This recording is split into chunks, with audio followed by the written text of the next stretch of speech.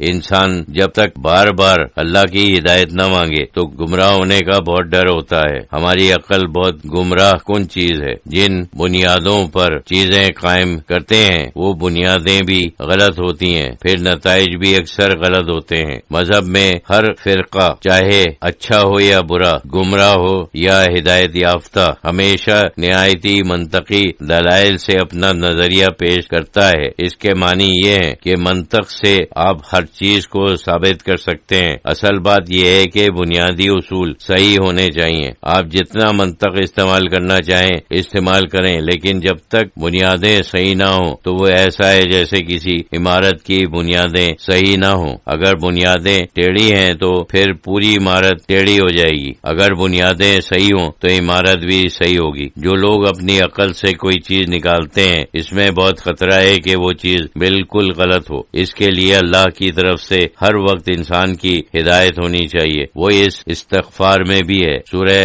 فاتحہ میں بھی ہے، جو ہم نماز میں بلکہ ہر رکعت میں ہزاروں مرتبہ پڑھتے ہیں، لیکن زیادہ تر میکینیکلی پڑھتے ہیں، اس کے اوپر غور نہیں کرتے ہیں کہ ہم کیا کہہ رہے ہیں۔ اصل چیز اہدنا الصراط المستقیم دل سے پڑھنا چاہیے۔ ہر وقت اللہ تعالی ہمیں ہدایت کرے کہ ہم صحیح قدم اٹھائیں، غلط قدم نہ اٹھائیں، صحیح خیال دل میں پیدا ہو، کوئی غلط خیال پیدا نہ ہو۔ خیال پہلے ہوتا ہے، اس کے بعد قدم اٹھتا ہے، یہ بہت ضروری ہے۔ اگر لوگ اللہ کی طرف رجوع کرتے اور ہدایت مانگتے تو بہت سی غلط باتوں سے بچ جاتے، لیکن وہ ایک خیال قائم کرتے ہیں اور پھر یہ فرض کر کے کہ یہ ٹھیک ہے اس کے اوپر عمل کرتے ہیں، یہ نہیں سوچتے کہ یہ غلط بھی ہو سکتے ہیں۔ انسان کو اپنے نظریات اور خیالات کے اوپر اتنا اعتماد نہیں کرنا چاہیے کہ وہ ضرور صحیح ہوں گے۔ جب کوئی فتویٰ مانگا جاتا تھا تو امام ابو حنیفہ کے زمانے میں لوگ یہ نہیں کہتے تھے کہ جائز ہے اور یہ ناجائز ہے، یہ حرام ہے اور یہ حلال ہے، بلکہ وہ کہتے تھے کہ ہم اسے زیادہ پسند کرتے ہیں اور اسے ناپسند کرتے ہیں۔ اس سے آگے نہیں بڑھتے تھے، صرف کہتے تھے کہ یہ طریقہ ہم پسند کرتے ہیں اور وہ طریقہ ہم ناپسند کرتے ہیں۔ مطلب یہ ہے کہ وہ اپنی ایک ذاتی رائے پیش کرتے تھے اور کوئی حکم نہیں لگاتے تھے کہ یہ جائز ہے یا نہیں، جو صرف اللہ ہی جانتا ہے۔ وہ کہتے تھے کہ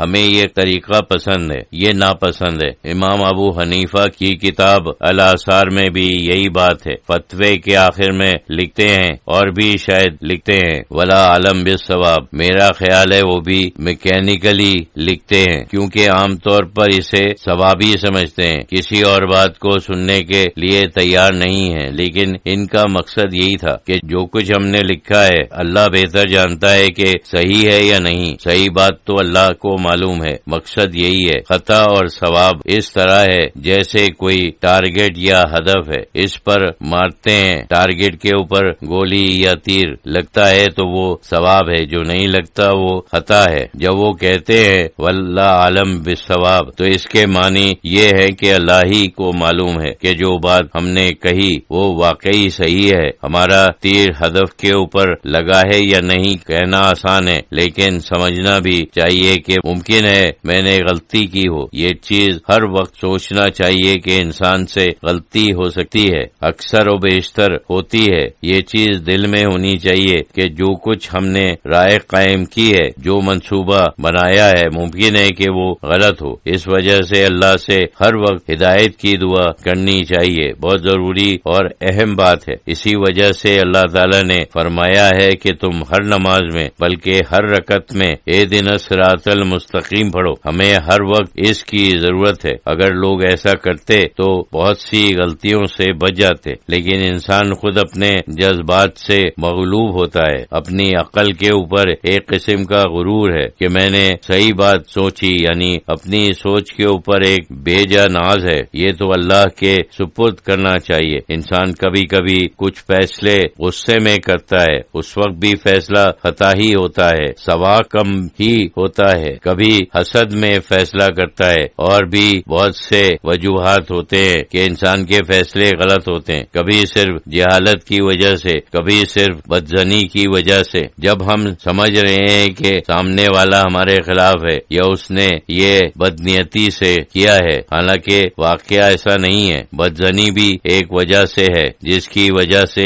غلط فیصلے ہو جاتے ہیں۔ یہ سارے انسانی جذبات ہیں۔ ہیں، سینکڑوں نفسانی قسم کی چیزیں ہیں جو ہمیں گمراہ کر سکتی ہیں۔ شیطان ہر وقت پیچھے لگا ہوا ہے، اس وجہ سے انسان کو ہر وقت خلوص دل سے بالکل خالی ذہن ہو کر دعا کرنا چاہیے کہ خدا ہمیں ہدایت دے۔ ہدایت مانگنے کے بعد کچھ دیر بیٹھ جانا چاہیے کہ شاید ہمارے دل میں صحیح بات آ جائے۔